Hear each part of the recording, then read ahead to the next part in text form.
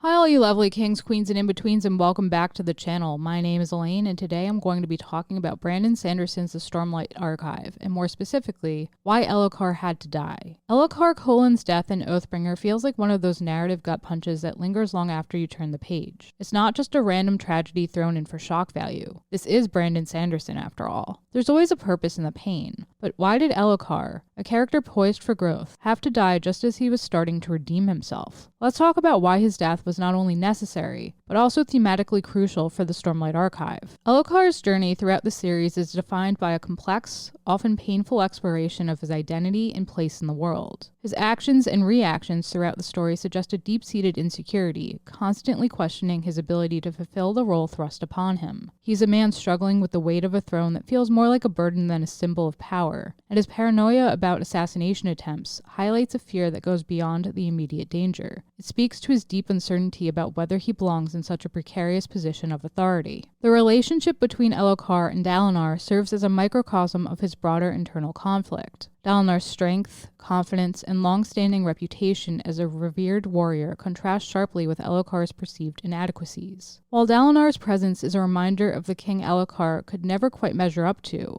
it also underscores Elhokar's desire for validation from someone who is both family and a symbol of what he feels he should be. Their relationship reveals much about Elhokar's psyche, the constant comparison to his uncle, the overwhelming desire to be seen as worthy in the eyes of those around him, and the difficulty in forging his own path when those around him, especially Dalinar, seem so much more capable. Within the chaos of Elhokar's doubts and insecurities, there are moments where he rises above his internal conflict, demonstrating a capacity for growth that is often overshadowed by his struggles. These fleeting glimpses of potential show a side of him that wants to be more than just a king in name, a king who rules with empathy and a willingness to listen. A standout example occurs when Elhokar listens to others, a rare yet telling moment in his journey. Throughout much of Oathbringer, Elhokar is portrayed as rash and impulsive, often making decisions driven by fear or a need to prove himself. His reactions to threats, particularly his paranoia about assassins, reflect his insecurity about his rule. However, when he listens to people like Dalinar and even his own captains, he shows a capacity for reflection that distinguishes him from the more stubborn or prideful leaders around him. This ability to listen marks a critical difference between Elhokar and many of the other figures in his life, who are often entrenched in their own perspectives and unwilling to entertain advice or collaboration. For example, in a pivotal scene during the War Councils, Elhokar holds back from making impulsive decisions and instead takes time to consider Dalinar's advice on a strategy that could potentially save lives. While this doesn't instantly make him a wise leader, it shows that he is willing to step beyond the knee-jerk reactions that have defined him in the past. It's a small yet significant moment that signals Elhokar's potential for growth, hinting that his leadership can evolve beyond ego-driven decisions if he continues to learn and adapt. Further, Elhokar's attempts to assert control in the political chaos of his kingdom provide additional examples of his latent potential. While much of his role has been characterized by uncertainty and a lack of direction, there are moments when Elhokar makes a concerted effort to understand the complex dynamics of his people. One such moment occurs when he seeks to calm the political instability surrounding his rule, not through authoritarian measures, but through diplomacy and understanding. Instead of wielding his crown as a symbol of unquestionable power, he attempts to use his position to create alliances and find common ground with his political rivals. In these moments, Elhokar is not simply trying to project strength. He is trying to engage with his people as a king who truly wants to protect and serve, even if his methods are not yet fully refined. Elhokar's moments of leadership, while still clumsy and uncertain, carry weight because they are born from genuine intentions rather than the desperate desire for validation. His growth is slow, and it's often obscured by the weight of his self-doubt and the political strife he faces, but the potential is undeniable. His leadership is not rooted in illusions of grandeur. Instead, it stems from an earnest desire to live up to his responsibilities, even if he struggles to find his footing. These glimpses of growth lay the groundwork for the possibility that Elhokar may one day become the leader his kingdom needs. Not a perfect king, but one who is willing to learn from his mistakes, collaborate with others, and lead with humility. Elhokar's journey throughout Oathbringer is not defined by immediate triumph or grand moments of success. Instead, his arc unfolds through small, quiet moments of growth that take time to fully manifest. Despite his vulnerabilities, his fragility, his inability to immediately rise above his insecurities becomes one of his most compelling characteristics. He is a king who struggles with his identity, burdened by the weight of his father's legacy, his mother's absence, and his own inability to prove himself worthy of his crown. These moments of doubt, however, are not weaknesses. They serve as the foundation of his strength. It is through this imperfection that Elhokar becomes a more human, relatable character. He isn't a perfect hero who simply rises to the occasion, but a flawed man who continuously grapples with his fears and desires to grow despite the setbacks. This constant striving, his never-ending battle between self-doubt and self-improvement, is what makes Elhokar's story so deeply resonant. His fragility isn't a sign of failure, but rather the complexity of his character. He doesn't achieve greatness because he has all the answers or because he is inherently gifted. Instead, it is his willingness to confront his flaws and continue moving forward, albeit with missteps along the way, that makes his potential for leadership so powerful. Elhokar's journey becomes about the pursuit of growth, not the realization of immediate perfection. He knows that he is not the leader his kingdom needs yet, but he refuses to give up on the possibility of becoming someone worthy of the throne. It's this process of striving, learning, and evolving that transforms him from a king who is struggling to survive into a king who is beginning to understand what it truly means to lead. These moments of potential don't come to fruition until the latter parts of Oathbringer, which makes them all the more powerful. Elhokar's development isn't something that happens overnight. Instead, it's a slow, painful journey where his moments of growth are fleeting and hard-earned. Each time he stumbles, each time he faces his fears and doubts, he gains a little more clarity. His fragility allows him to confront the reality of his limitations, and through that, he begins to develop a leadership style that is deeply personal and born out of experience, rather than theory. The most important lesson Elhokar learns is that leadership isn't about being perfect or embodying an ideal. It's about being willing to evolve and adapt, to accept one's shortcomings and keep pushing forward. The hope that defines Elhokar's arc is fragile. Built on a series of small victories and incremental changes, his journey is not one of immediate success, but a series of painful and often uncertain steps toward a leadership that is uniquely his own.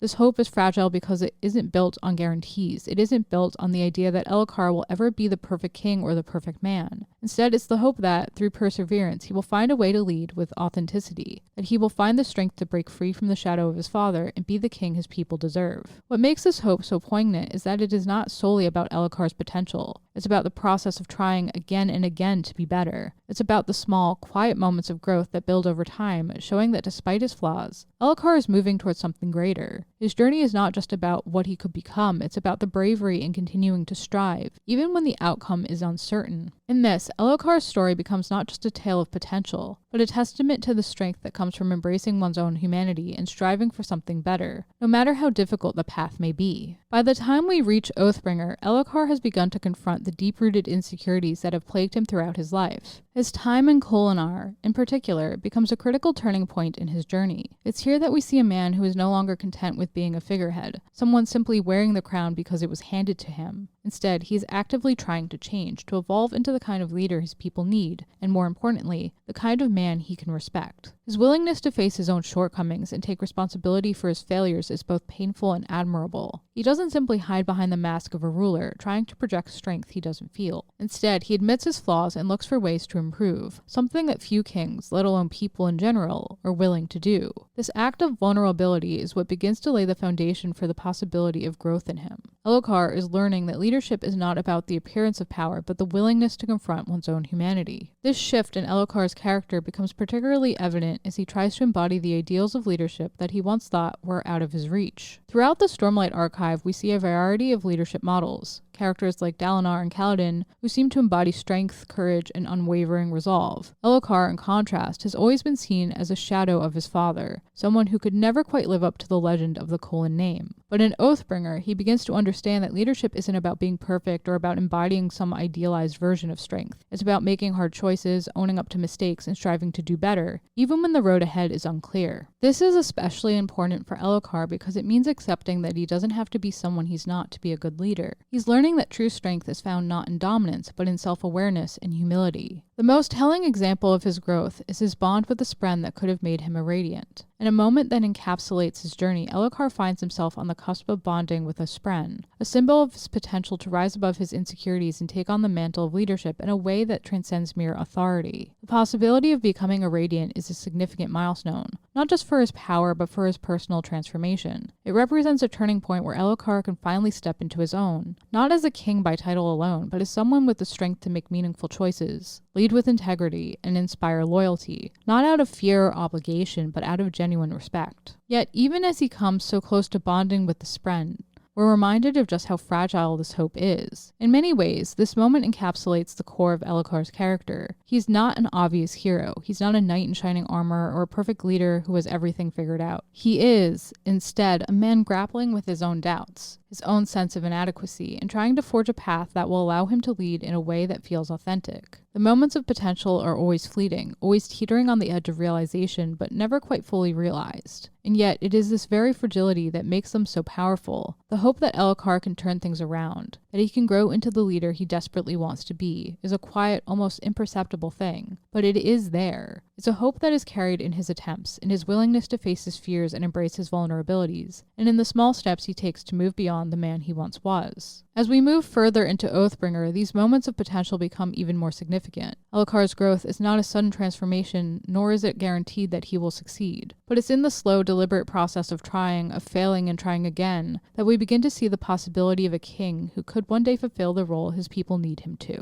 His arc is a poignant reminder that true leadership is not born from perfection or the absence of doubt, but from the willingness to keep moving forward even when the path is unclear and the challenges seem insurmountable. In this sense, Elhokar's journey becomes about more than just self-improvement. It's about the fragile hope that, with time, persistence, and a little bit of faith, he can finally evolve into the king he has always yearned to be, a ruler who rises above his insecurities and steps into the shoes of a true leader. His struggle is a slow, sometimes painful process, but it's one filled with the potential for growth, a growth that we, as readers, begin to believe in, and then, in a heart-wrenching twist, Moash kills him. Brutally, publicly, in the very moment when Elhokar is speaking the first ideal, the words that symbolize his commitment to change, to rising above his flaws, and to embracing a path of true leadership. It hurts because it feels so unbearably unfair. It feels like the rug has been pulled out from under him just as he's beginning to grasp the chance to be the person he always wanted to be. But that unfairness is exactly the point. Elhokar's death serves as a grim reminder that redemption arcs don't always guarantee happy endings. Growth, while beautiful and necessary, doesn't necessarily shield characters from the full weight of the consequences that come from their past mistakes. For years, Elhokar was a weak and ineffective ruler, failing to rise to the responsibilities placed upon him. His indecision, his failure to acknowledge the suffering of his people, and his inability to see the true cost of his inaction have left deep scars, not just on him, but on the kingdom he was meant to lead. And while he made strides toward improvement, attempting to become a better man and a better king, the journey toward redemption is not without its consequences. Elhokar's death feels like the ultimate reckoning, a final reminder that there are no shortcuts to leadership, and that the price of neglecting one's duty for too long can be unbearably high. No last-minute transformation, no moment of newfound clarity can erase the damage done by years of inaction and missed opportunities. His death is not just the end of his personal arc, but the culmination of all the choices he made, and failed to make, throughout his reign. It underscores the painful truth that growth is not always enough to shield someone from the long-term consequences of their past mistakes. And sometimes, despite all efforts, redemption is an elusive goal. But there's another layer to Elhokar's death that extends far beyond his own story. His passing has a profound impact on the characters around him, particularly Kaladin and Dalinar, each of whom is forced to confront their own struggles in the wake of his death. Kaladin's failure to save Elhokar marks a pivotal turning point in his journey. It's a harsh awakening that shatters his belief that he can protect everyone. This loss forces him to confront the limits of his abilities and the weight of responsibility that has always been a central part of his character. It's not just the death of a king, it's a painful reminder that even someone as powerful as Kaladin cannot shield everyone from harm, no matter how hard he tries. His inability to save Elhokar will reverberate throughout his development, challenging his sense of purpose and pushing him to reevaluate what true protection and responsibility mean. For Dalinar, the loss of his nephew serves as a catalyst, pushing him even further down the path of uniting Roshar and fulfilling his larger vision. It solidifies his resolve to break the cycle of generational failure and forge a legacy that will last beyond the mistakes of the past. Dalinar has already witnessed the death of his brother Gavilar, and now the death of his nephew strikes at the core of his family's brokenness. Elhokar's death pushes Dalinar to confront the fragmented state of his world and, more urgently, to face the fact that the past mistakes of his family are not just things to be mourned, but things to be actively corrected. It strengthens his resolve to unify the nations of Roshar and work toward a future that can transcend the old ways of failure and division. And then there's Moash. His role in Elhokar's death is more than just a moment of vengeance. It's a betrayal of the very ideals that Kaladin stands for. Moash believes he is breaking chains by killing Elhokar, seeing it as an act of justice, a way to free himself from the shackles of oppression. However, in truth, he is only forging new chains for himself, chains of bitterness and hatred that bind him far more tightly than any physical chains ever could. Elhokar's death becomes the anchor for Moash's fall, marking the point where his character shifts into a tragic cautionary tale. He is so consumed by his desire for revenge and his bitterness toward the world that he loses sight of the potential for personal growth and healing. Moash's actions reveal the destructive power of unchecked resentment and the dangers of allowing one's anger to define their choices. Ultimately, Elhokar had to die because his story wasn't one of triumph. It was one of sacrifice and consequence. His death serves as a reminder that the road to redemption is never straightforward and is often fraught with setbacks, struggles, and incomplete resolutions. Elhokar's arc might not have been about achieving ultimate greatness or overcoming every flaw, but it was about the journey, a journey that ultimately led him to sacrifice himself in a way that no one could have predicted. Even in death, Elhokar's journey holds meaning. He leaves behind a legacy of hope, however fragile, inspiring those around him to strive for the greatness he could never fully achieve. His story is a testament to the idea that redemption is not always a guaranteed destination, but that the attempt itself is valuable and worthwhile. In a sprawling, complex world like that of the Stormlight Archive, sometimes that is all a character can give, the willingness to try, to struggle, and to inspire others to carry on after them. And there you have it, my take on why Elhokar Kholin had to die in Brandon Sanderson's The Stormlight Archive. What did you think of my take? Did you agree with what I had to say? Why or why not? And how did you feel about Elhokar's death overall? Let me know down below in the comments. I always like to know what you lovely kings, queens, and in-betweens think. And if you like what you saw here today, please smash that like button until it's blue. Subscribe, ring that bell so you always know what's up, and I'll catch you all in the next one. Bye, guys!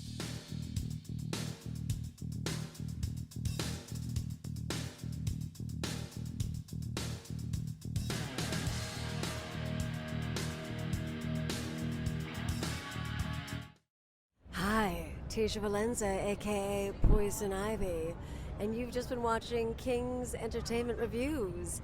Don't forget to like, subscribe, and watch.